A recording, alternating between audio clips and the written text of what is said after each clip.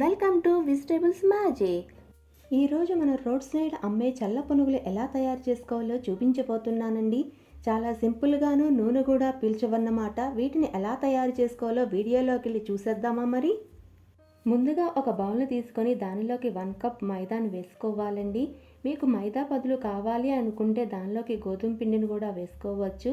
మీరు ఏ కప్పుతో మైదా పిండి తీసుకున్నారో అదే కప్పుతోని 3/4 కప్పు పెరుగుని తీసుకోవాలండి. తర్వాత మనం ఏ కప్పుతో పెరుగుని తీసుకున్నామో అదే కప్పుతో 1/4 కప్పు మజ్జిగను తీసుకోవాలండి. ఇక్కడ మొత్తం అన్నది 1 కప్పు పెరుగుని, పుల్లటి పెరుగుని తీసుకోవాలండి. నా దగ్గర పుల్లటి పెరుగు లేదు, అందుకే 3/4 కప్పు కమ్మటి పెరుగు, 1/4 కప్పు పుల్లటి మజ్జిగ వేసుకున్నాను. ఇలా పుల్లగా ఉన్నవి వేసుకోవటం వల్ల మన చల్ల పునుగులు అనేవి టేస్ట్గా వస్తాయండి. తర్వాత దీనిలోకి మీకు రుచికి సరిపడా ఉప్పు, 1 టీ స్పూన్ జీలకర్ర, 1/2 టీ స్పూన్ వంట సోడాని యాడ్ చేసుకోవాలండి. ఇలా అన్నింటినీ వేసుకున్న తర్వాత ఫస్ట్ అన్నింటినీ బాగా కలిసేటట్టు కలుపుకోండి. ఇలా అంతా చక్కగా కలిసేటట్టు కలుపుకున్న తర్వాత కొద్దిగా నీళ్లు పోసుకొని పిండిని కలుపుకోవాలండి.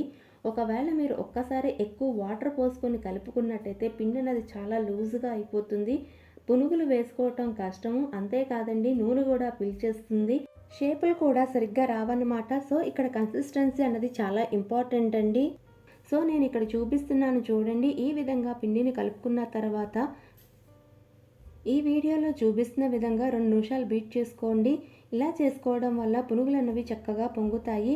ఇలా బీట్ చేసుకున్న తర్వాత మూత పెట్టుకుని 1 or 2 అవర్స్ పక్కన పెట్టుకోవాలండి. ఈ రెసిపీకి పుల్లటి పెరుగు అనేది చాలా ఇంపార్టెంట్ అండి. ఒకవేళ మన దగ్గర పుల్లటి పెరుగు లేకుండా ఫ్రెష్ పెరుగు తీసుకున్నట్టయితే పిండిని కొంచెం ఎక్కువసేపు నానబెట్టుకోవాలండి. మన పిండి ఎంత ఎక్కువసేపు నానబెట్టుకుంటే మన చల్ల పునుగులు అన్నవి టేస్ట్ అంత బాగుంటాయి. నేనైతే ఇక్కడ పిండిని మూత పెట్టుకుని ఒక 3 గంటలు నానబెట్టుకున్నానండి. తర్వాత చల్ల పునుగులోకి చాలా సింపుల్గానే 2 నిమిషాల్లోని చట్నీ ఎలా చేసుకోవాలో చూపించబోతున్నానండి. ఒక మిక్సీ జార్ తీసుకొని దానిలోకి 1 కప్పు పుట్నాల పప్పును వేసుకోవాలండి. తర్వాత దీనికి మీ రుచికి అనుగుణంగా పచ్చిమిరపకాయలు వేసుకోవాలి. నేనైతే ఇక్కడ 4 పచ్చిమిరపకాయలు వేసుకున్నాను. తర్వాత మీకు రుచికి అనుగుణంగా ఉప్పును వేసుకోవాలి. ఇలా వేసుకున్న తర్వాత దీన్ని ఫైన్ పౌడర్గా బ్లెండ్ చేసుకోవాలండి. ఇలా బ్లెండ్ చేసుకున్న తర్వాత మనం ఏ కప్పుతో పుట్నాల పప్పు తీసుకున్నామో అదే కప్పుతోని 2 కప్పుల నీళ్లు పోసుకొని ఒక్కసారి మిక్సీ పట్టుకోవాలండి. ఇక్కడ నేను కన్సిస్టెన్సీ చూపిస్తున్నాను చూడండి, ఇలా వస్తుంది. దీన్నే నీళ్ళ చట్నీ అంటారు. మన చల్ల పునుగులకి ఈ చట్నీ అనేది పర్ఫెక్ట్ కాంబినేషన్ అండి. తర్వాత పొయ్యి మీద చిన్న పాన్ పెట్టుకొని దానిలోకి 1 టీ స్పూన్ ఆయిల్ వేసుకోవాలి. ఆయిల్ అనేది ఎక్కువ వేసుకోని అవసరం లేదు. దీనిలోకి 1 టీ స్పూన్ మినప్పప్పు, 1 టీ స్పూన్ ఆవాలు, 1/2 టీ స్పూన్ జీలకర్ర అన్నది ఎక్కువ వేసుకోకూడదండి.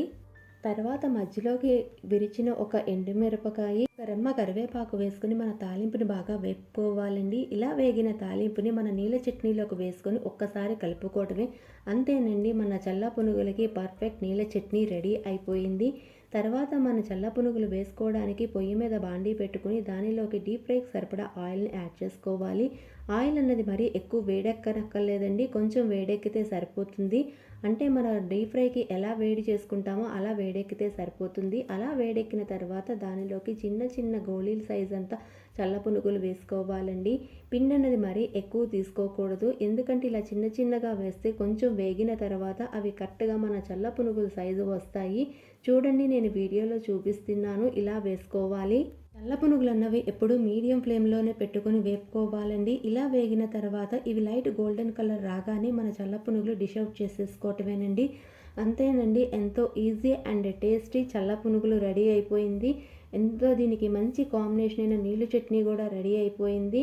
ఒకసారి ఈ రెసిపీని ట్రై చేసి మీకు ఎలా వచ్చిందో ఆ ఫీడ్బ్యాక్ని నాతో షేర్ చేసుకోవడం మాత్రం మర్చిపోవద్దు. అంతేకాదండి, మీకు కానీ ఈ వీడియో నచ్చితే లైక్ చేయండి, మీ ఫ్రెండ్స్ అండ్ రిలేటివ్స్కి షేర్ చేయండి. ఇలాంటి మంచి రెసిపీస్ కోసం ఈ ఛానల్ని సబ్స్క్రైబ్ చేసుకోండి. Thanks for watching. Bye bye.